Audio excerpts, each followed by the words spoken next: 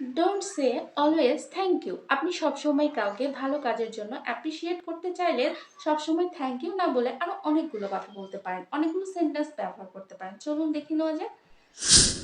I appreciate it, অর্থাৎ সে যে কাজটা করেছে আপনি তাকে সমর্থন করছেন এবং খুশি হয়েছেন। অথবা আপনি বলতে পারেন মাচ অবলাইজড, অর্থাৎ অশেষ কৃতজ্ঞ, তার প্রতি আপনি অশেষ কৃতজ্ঞতা প্রকাশ করছেন। অথবা এটাও বলতে না চাইলে আপনি বলতে পারেন please accept my depressed gratitude, দয়া করে গভীর কৃতজ্ঞতা গ্রহণ করুন।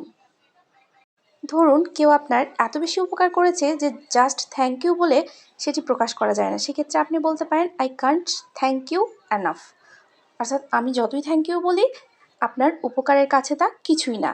অথবা থ্যাংক ইউর পরিবর্তে আপনি খুব সহজ একটি ওয়ার্ড বলতে পারেন চিয়ার্স। ধরুন কেউ আপনাকে খুব বেশি আন্তরিকতা দেখিয়েছে, তাকে থ্যাংক ইউ না বলে আপনি বলতে পারেন that's so kind of you. কেউ আপনাকে খুব ভালো পরামর্শ দিয়েছে যেটা আপনার খুব বেশি কাজে লেগেছে, আপনি তাকে বলতে পারেন থ্যাঙ্কস ফর ইউর অ্যাডভাইস। ধরুন আপনি কোনো প্রবলেমে পড়েছিলেন, সে আপনাকে বিভিন্নভাবে বিভিন্ন সেবা প্রদান করেছে, সেক্ষেত্রে আপনি তাকে বলতে পারেন thanks for your better service, অর্থাৎ আপনার সেবার জন্য আপনাকে ধন্যবাদ। Hi guys, if you choose my video category, please subscribe my channel. Thanks for watching. Allah Hafiz.